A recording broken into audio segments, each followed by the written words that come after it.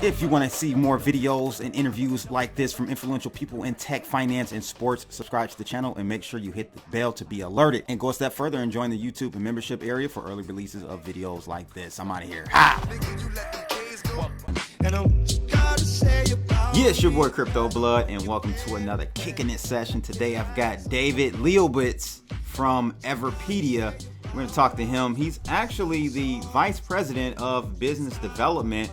I got to ask him, what are you doing over there for business development at Everipedia? I'm interested to know. He reached out to me a couple of weeks ago and we lined something up.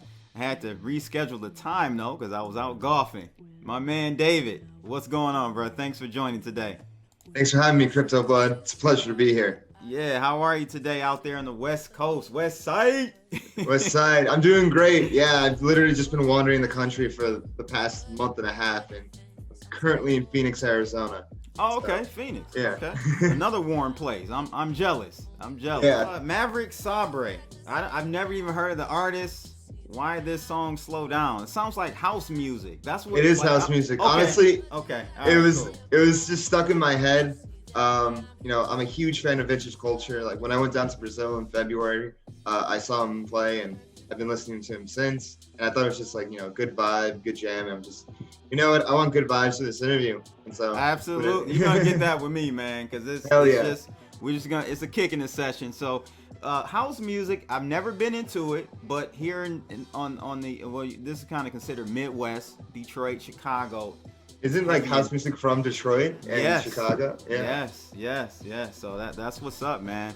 Yeah, it's really interesting, the history, like how, you know, hip hop, like when the early history of music in the 70s and how they were just messing with the technology and how basically hip hop and house came from like the same strand, but they split. And hip hop went one direction while house went a completely other direction. Exactly. You know what else started here in the D? Techno. Did you know Techno, yes, of course. Yeah, okay, yeah, man. So glad to have you on today. I've got a lot I want to talk to you about. You reached out to me because how did you find me? Oh, I've seen you around for years. And so now part of my responsibilities is, you know, PR, getting the word out there for Everipedia, keeping everyone updated about everything that we're up to. So I just, you know, I reach out to everyone I can. And so nice. I reached out to you and I'm just like, hey, let's talk. You saw I had an EOS hat on, right? Yes, I did see that. Yeah, so Everipedia, guys, is a DApp on EOS.io, and we're going to get into the details on that. How did you even land over there at Everipedia? That's a great story. It actually started over 4 years ago, when I graduated college. I remember seeing Everipedia show up on my Facebook feed. And I was like, oh, this is cool. And then after I graduated, I saw one of the old co-founders was like, oh, I'm looking for interns. Hit me up if you're interested. So I hit him up. I was originally just a volunteer editor. They liked what I was doing. So they actually invited me to move out to LA full time. I'm originally from New Jersey. So I brought a one-way plane ticket out there and I was an executive editor for 2 years. And so I just was writing about everything from, you know, people in the news, memes. I love music, so I wrote about a lot of artists, up-and-coming DJs, up-and-coming rappers and whatnot. And then eventually as Everipedia grew, I grew with it. And so in 2017, 2018, when we started getting more into crypto and we actually did make the move into blockchain, you know, I started doing more business things. I was getting partnerships. And then eventually they added exchange to my responsibilities, and then eventually they added PR to my responsibilities. So I went from executive editor to director of strategic partnerships to director of partnerships and exchanges, and now VP of business development in pretty much 4 years. So it's been a quite moving on up. That's good. That's good. Parabolic, so, like crypto. Right. So you guys can check a little bit more about David over his site, davidliebowitz.org. Davidliebowitz.org. Tell us about that last name. That sounds Polish. Liebowitz. It's Jewish. It's okay. Ashkenazi Jewish. I believe it means heart of a lion. I have to double check, but I know Lieb means, I think, lion or something. I have to check, but yeah, it's Jewish. I'm 100% Ashkenazi Jewish, so you know, Ukrainian, Russian, Belarusian, Lithuanian, Polish, like Eastern European Jew, basically. Nice. I'm gonna read something here, because I know you guys moved. You I guess you guys started as like just a Wikipedia alternate, and then one of your co-founders, I think, did a post about trying to make things decentralized in a manner, and you guys decided to go blockchain, and you picked EOS.io. And I'm going to talk about that and why you guys decided to go that route. But I want to read something to you guys. So this was a post actually from about 27 days ago on Block One's Medium post or something like that, their blog. But essentially it says, let's talk about competitors. Cardano is launching Shelly, but still has 2 more phases to go before they can launch their actual mainnet. Cardano has no dApps, no real transactions, but because everything is still under testnet, they have no real world stress tests on their non-existing mainnet. Ethereum 2.0 is delayed, and the head developer at Ethereum Foundation stated that they believe ETH 2.0 will be launched in the spring of 2021. Avalanche, which purports to have solved Ethereum's DeFi scalability issues, just witnessed a massive DDoS attack on their public crowd sale last week. And it goes on to talk about Chainlink being valuable, but the dApp network can enhance its capabilities and effectiveness. Then it talks about Tezos, how they're still going through legal issues and settlements, has no dApps of substance, and are delusional when they say they have solved governance through a liquid proof of stake. This article basically, guys, and I'll bring it up, it's just talking about how the FUD behind EOS.io, and a lot of people are upset, and they're upset more so over superficial reasons because of the price of EOS, not so much the progress, in my opinion. And they actually mentioned Everipedia in this, and Predict T as well. We want to talk about that one. That's really neat. What made you guys choose EOS.io? To be honest, it just made sense for us with the transaction speed. Everipedia is a consumer dApp. We have editors making, if you go to our site everipedia.org, and see the editor activity, it's kind of like the pulse of the site, and you see like every few minutes, you see edits made every few minutes. Now imagine if that was on Ethereum, and there would have to be like a few dollar transaction with every edit. It just wouldn't work. It just wouldn't make sense to build on Ethereum. But with EOS, there's a free transactions. So it made sense from what we wanted to build on EOS. And also we received a lot of support from both the EOS community and, EOS VCs. So EOS VCs like Galaxy Digital, Block One, they really liked what we were doing. They really liked what we were building. They really, believed in the team behind it. And the combination of those few things really led us to build on EOS. And the article goes on to talk about why developers are not flocking to EOS in droves. And they say marketing and money.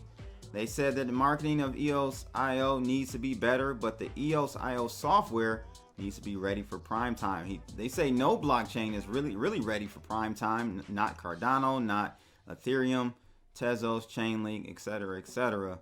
Block One is smart not to waste money on marketing EOS to pump the price, unlike other crypto projects. Once EOS.io is ready, which they foresee in the next 18 months, they will be hard pressed not to market the shit out of it. EOS.io 2.0 is, when is that coming out, and how is that going to affect Everipedia? I'm not sure when it's supposed to come out, but whenever it does, we'll be ready for it. I'm actually really excited for what's happening on EOS and EOS.io chains. Between what we're doing on Everipedia with Everipedia and Predict, we've been seeing a lot of progress there, or even other chains like Wax. You see NFTs blowing up on there while everyone's talking about DeFi, which is really hot right now. But NFTs are actually seeing like a rise in interest as well, but it's just not being covered as much. And Wax is really taking advantage of that. And they chose EOS.io software for the same reasons we did. So whenever that EOS 2.0 comes out, we'll be ready for it. I'm sure it would be higher transaction speeds. I can't speak on the details, but there were. I think you're talking about 16 times faster throughput. I want you to speak to a first-time viewer or a viewer that's never heard of Everipedia. What is it? How is it different from Wikipedia? kind of walk us through that so people can understand this platform, this powerful platform. Yeah, so Everipedia, we're a next generation encyclopedia. And I like to think of it like this. So early on in, Wikipedia's history, you had two camps of editors. You had your inclusionists and deletionists. The inclusionists, they believe that everything should have a page. If it's a stub, it could be improved. But the deletionists were a lot more strict in their policies. They were like, no, we have to have standards. We have to have notability requirements. And so these two camps kind of fought for the first 10 years of Everipedia. And then around 2010, the deletionists won out. And if you notice in 2010, there was, a cut in the amount of new pages that were being created on Wikipedia. Yep. There was a cut in the amount of new editors that are participating in Wikipedia. And what happened since 2010 was a rise in influencers and YouTubers and all these different e-celebrities and whatnot. And since Wikipedia had these strict policies, they didn't get the proper scholarly coverage that they deserve. So this inclusionist strand is really where Everipedia came out of in 2015. It was started in a UCLA dorm room by one UCLA student and his friend. And so I like to think of Everipedia as the up and coming wiki and culture, things that are not, notable enough for Wikipedia, but people are still searching for it. So we originally got a lot of our pages from, like I said, musicians, influencers, memes, news events, and that's what I thought was really cool about it, and what attracted me to become an editor to the site. Because there are so many times I've searched for a musician and searched for their wiki, and they haven't showed up on Google or whatever. So yeah, I searched for myself, and I didn't see me on there. So I'm gonna need you guys to get me We'll on. get on that Everipedia, man. We'll get on that ASAP. I'm like, yeah. So I remember when you guys really launched and was pushing it on Twitter, and I saw you guys are posting people, and like you said, from a wide range of industries. I love that. How do you, as a business developer, development vice president of that, how do you get individuals that may be a wiki type of person to come over to Everipedia? How are you doing that?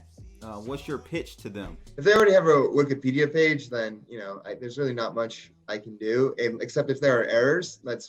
If there are errors on their page, I can show them, hey, look at your Everipedia page, we fix the errors. That's where we usually get a lot of interest from either people that are subjects to Wikipedia pages, or even editors from Wikipedia that are disgruntled with the Wikipedia platform in their community. We do have a lot of defected Wikipedia editors that are a part of Everipedia. Mm-hmm. And as a business development, a big specialty of mine, a big thing that I focus on is partnerships. So over the years, I've gotten a number of really cool partnerships on Everipedia that really shows how we're, what makes us best and what makes us cool. So I'll give you an example. Right now, we have a partnership with Brave Browser and the Bat community. So we have our Brave Creator of the Day. And so if you're a Brave creator, you could be nominated. We'll make an Everipedia page for you. And then every Tuesday and Thursday, we'll be like, Brave Creator of the Day. For example, we had the Bitcoin dude today be our Brave Creator of the Day. So that was really cool. In the past, I've copied that model with Hacker Noon. I copied this model with Excision, who's a huge dubstep DJ. He had a Spotlight Artist of the Week for a while. And with every artist that he tweeted and shared, he shared an Everipedia page as well. So this model of recognizing people that deserve, that have earned, recognition has really been really popular throughout different fields. Where are you guys at in your growth pattern, in your growth projection? How are you guys doing on month to month, quarter to quarter, year to year? How's that been going? And are you grabbing market share from Wikipedia? Yeah, so we've seen some growth. We still have several million monthly unique views. We've definitely seen a growth in editors from around the world, everywhere from Venezuela to Nigeria to South Korea. We've seen growing interest in people wanting to participate on the platform. And then we've been really doing a big DeFi push. And so we started with that with Predict in 2019. We launched our Predict platform, which is our prediction market, which is basically the Augur of EOS. And it's really funny because it's actually cheaper to create an EOS account and use Predict than it is to send one transaction on Augur. So it's pretty funny how that works out. Yeah, Augur is on Ethereum? Yeah, Augur's on right? Ethereum. Yeah.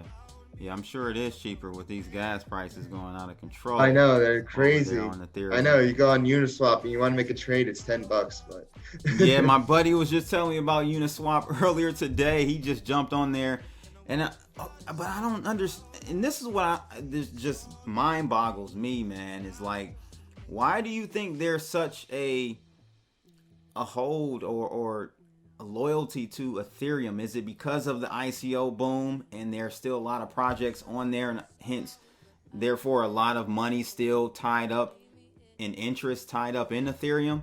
What's your take on that? I think they had the first mover advantage and also have the network effects. Yeah. Early on in their history, they had the consensus and they helped fund a lot of projects. A lot of them didn't work out, but it like helped create this community, and a lot of people feel, Ethereum has a bigger developer community than Bitcoin.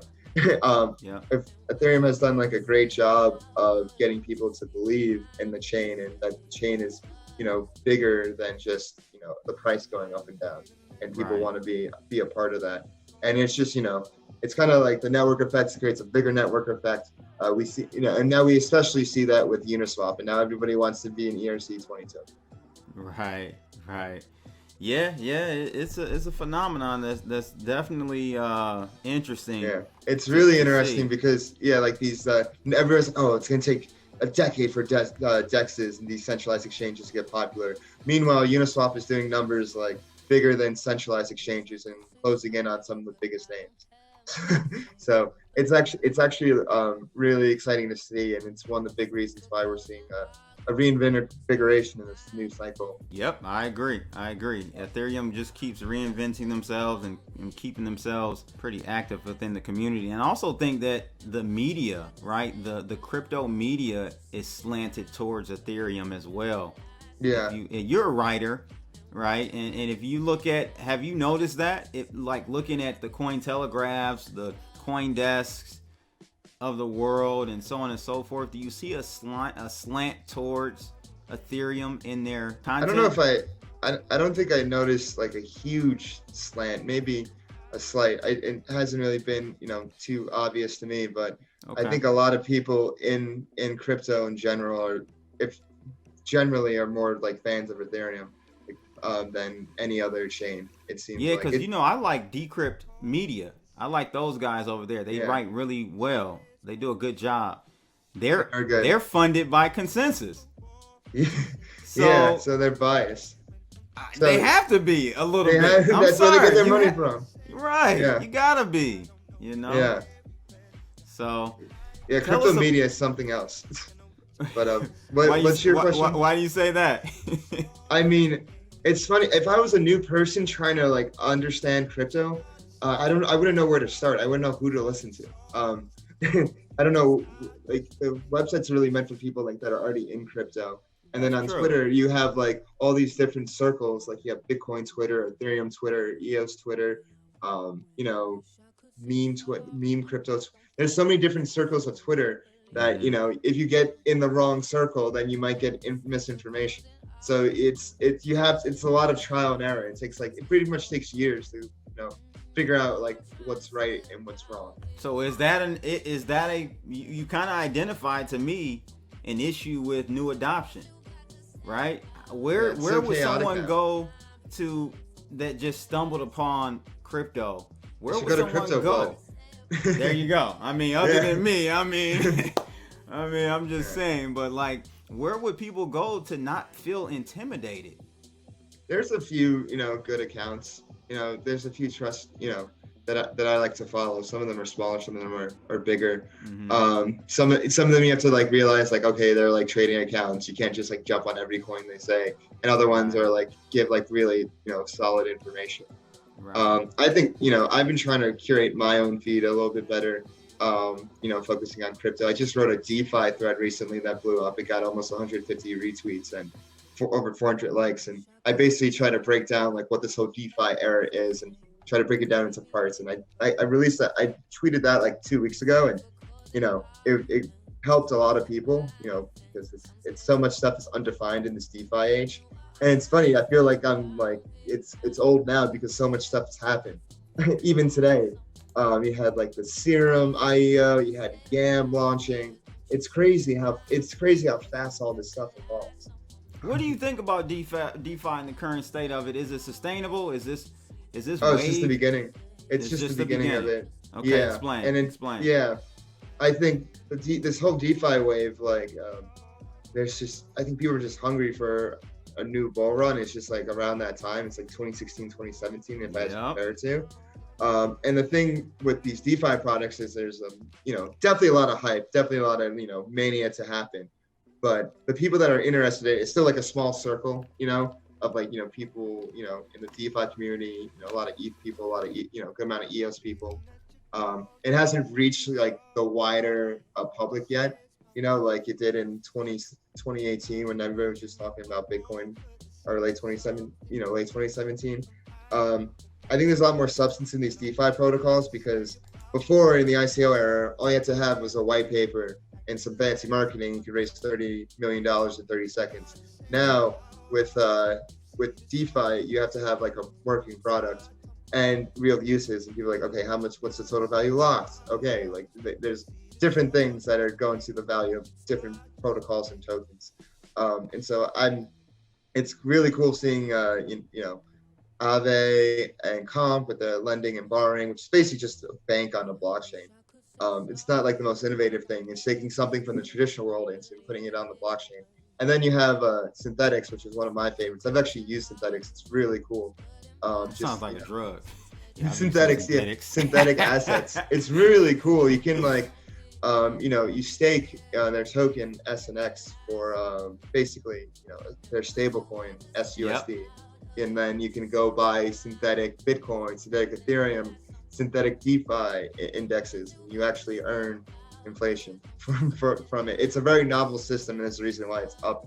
That's the reason why over 80% of tokens are locked. So there's a lot of different cool DeFi stuff going on. And I love using Predict. I love using our own product. I'm not just saying that. Like our developers have done a really great job with the UX UI. It's a lot of fun making the markets. It's a lot of fun participating in the markets. I actually made the market on the front page with the Tesla. That will Tesla be included in the S&P 500?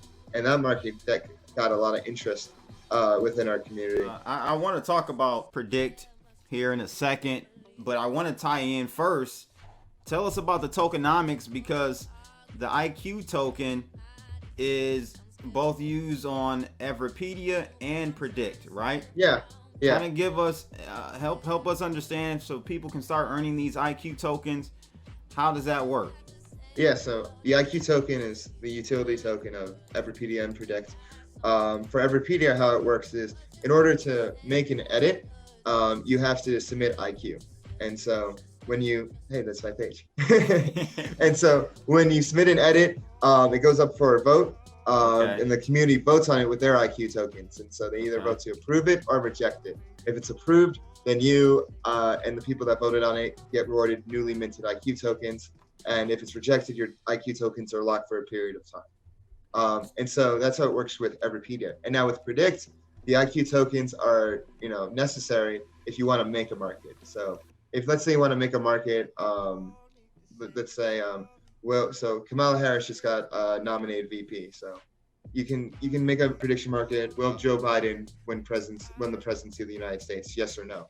And so you submit 2,500 IQ tokens, and that gets burned. So that's actually deflationary pressure on our token. And then you can use the IQ to bet on these prediction markets. We actually just implemented USDT, so you can actually create markets with Tether if you want to use a stablecoin instead of IQ.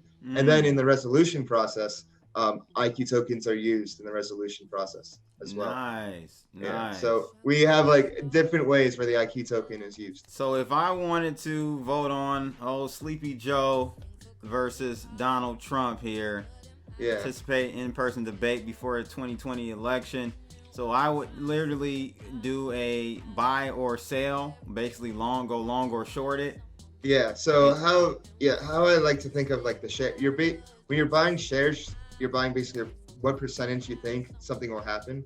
So let's say you think there's a 60% chance that a debate will happen.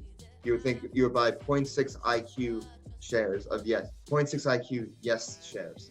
And then you would and then you would either wait for someone to fill that order to buy like a 0.4 no share, or that somebody would already have that open already, so you would just fill someone else's order. Yeah. And what is IQ currently trading at as far as price, and where can you exchange IQ tokens? Is there anywhere right now you can do that? Yeah, so if you want to participate on our platforms, you can actually get IQ on Binance, you can get it on OKX, you can get it on Upbit if you're in Korea, Bitfinex. We're on a lot of major exchanges like that. Gotcha. So it is readily available for you guys. So go check it out, man. I mean, this is much better than Arger. I mean, thank you. It's so clean. Yeah, it's it has clean. a night exactly. mode. The UI. I love the night mode on it. Oh, okay. Let me see. Okay, there we go. Yeah. I didn't even know about that. Yeah. Yeah. So it is, man. It really is much cleaner and easier to use and faster and less expensive. I mean, it's hands down just better. So if you guys want to bet on will Tesla be included in the S&P? That's crazy. I don't know, man. This Tesla stock is just going insane. Yeah, I like to think of Everipedia and predict like this. I think they're two sides of the same coin, and they have a lot to do, a lot of similarities and with each other. While Everipedia, people use the knowledge they already have, and that's more like historical knowledge for their contributions. Predict is more using future knowledge and using the knowledge that they have to kind of anticipate outcomes and get rewarded for it. That's a good way to think of it. And that's a way, honestly, you can potentially hedge some of your crypto positions by going over to predict and exactly going the opposite way on some things. Yeah, I made the last few markets I made had to do with Bitcoin.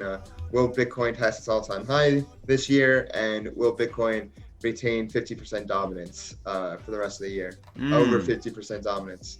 So, how are those doing? I'm still trying to get people to participate in them. Gotcha. Sharing them out.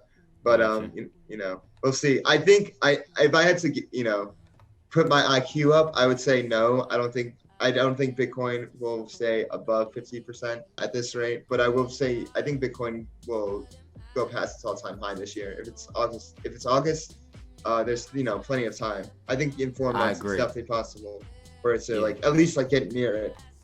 Yeah, I agree. I think we'll get very close or either eclipse all-time high, especially around the holidays, man.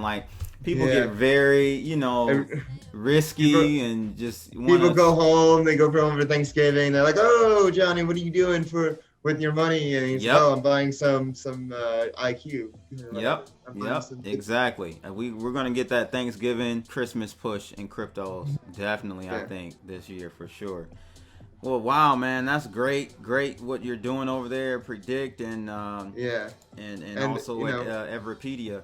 Yeah, and one thing on Everipedia is we're if you look at it from a fundamental perspective, we're all about using the blockchain to get the most out of knowledge, whether it's Everipedia or Predict. And so we're actually looking into using oracles too, because if you think about it, oracles are another way to have on-chain knowledge. It just uses a different way. Instead of with Everipedia, it's people contributing to the platform which gets recorded on the blockchain. With oracles, it's really a feed of information that records instead. So we're looking into that as well and seeing how we can utilize that. And we're really excited to see where we go. So with these videos, how does this work? As far as the videos, are they on IPFS? Or are they just linked from YouTube? The videos are on YouTube. The pages themselves are IPFS hashes. If you go down the end of every page, you can see it has an IPFS hash. We're one of the largest users of IPFS.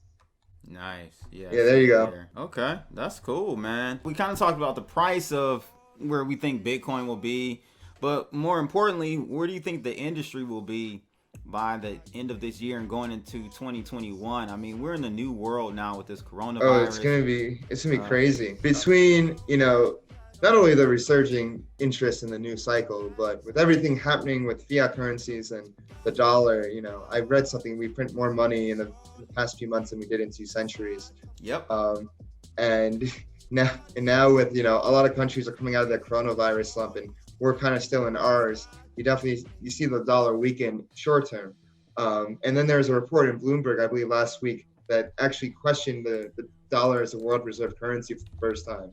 And I don't think a lot of Americans realize the position that we're in, how lucky we are to have the dollar as a world reserve currency. We kind of taken the stability for granted as Americans. And so to see that question for the first time, and to see,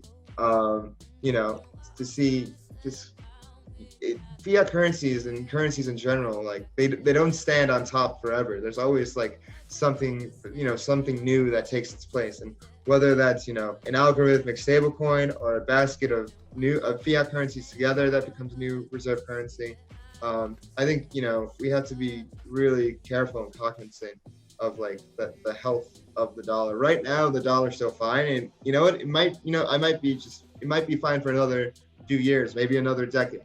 But you see just cracks starting to show in the old system. And absolutely. And what people fail to realize, David, is that it only took 5 years for the British pound, to lose its dominance as the world reserve currency.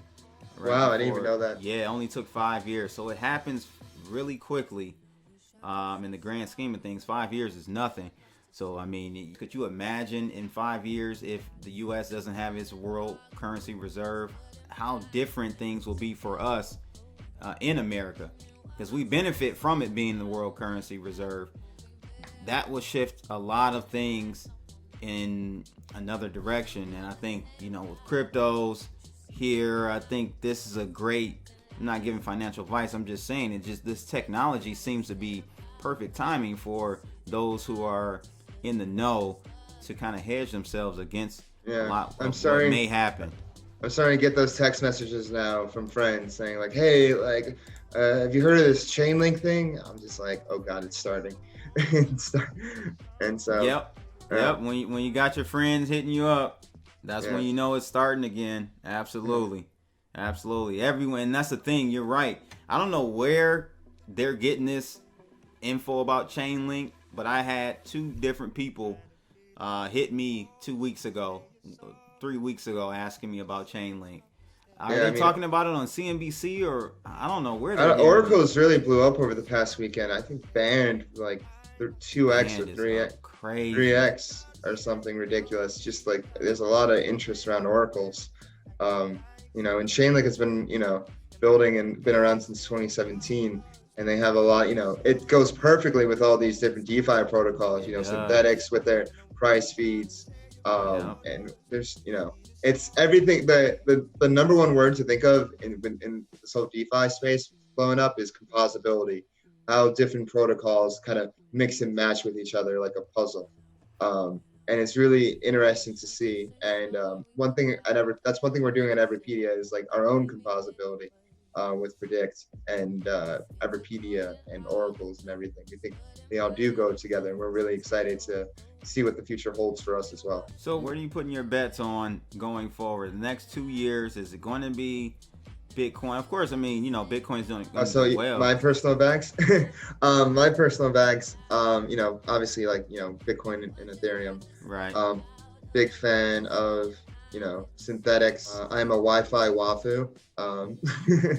I think Wi-Fi, I remember hearing about Wi-Fi, it was just, when it started, I thought it was really cool. I think, general though, industry wise, do you think DeFi, do you have a decent amount of your DeFi? Portfolio in DeFi? Oh yeah. Okay. I definitely have a nice chunk in DeFi. I think Acropolis is really cool what they're doing. I actually used their platform a little bit. They still have a lot of work to do, but I think there's a lot of potential there with what they're doing at Acropolis. And then there's a few more. But generally DeFi is going to be what's really moving the next market cycle for sure. And then I think you're definitely going to see, I feel like NFTs will always be around and always have an interest. And there'll also be other things too, like privacy coins will always be around and always have an interest as well. Sure. Like Monero. And whatnot. So it's gonna be a fun cycle coming up. What are your competitors in this space as far as Everipedia? Are there any that you guys keep a lookout on, or you guys are so far ahead? I mean, I consider us like a supplement to Wikipedia. There's been competitors before, like Lunar was a encyclopedia on Ethereum that bellied up a while ago. And, I guess there are other prediction markets and stuff. It would be cool to, like, instead of being a competitor with them, to work with them, to have kind of like to have partnerships where we have cross chain prediction markets, or prediction markets on different platforms, and that do cross orders and stuff. I think that could be really cool. I think that would be good for the entire. Well, another demand for space. oracles. Yeah, Chainlink, another. Yeah, that's cool, man. And any last thoughts? It's been a great chat with you, David. I appreciate you coming on. Any last thoughts for today in the audience? I encourage everyone to, join our community and try out Everipedia, try out Predict. We're really easy to use. And when it comes to building, Everipedia and Predict, it's not just about building great blockchain products, it's about building great products. And that's what, we really set out to do and have done, and we'll continue doing. And so we welcome everyone to join us, join our Telegram, at Everipedia, follow us on Twitter at Everipedia. If you want to follow me on Twitter, at Dave said that _ follow me on Instagram, at Dave doing things _ come say hi. David Liebowitz, again, Vice President of Business Development over at Everipedia.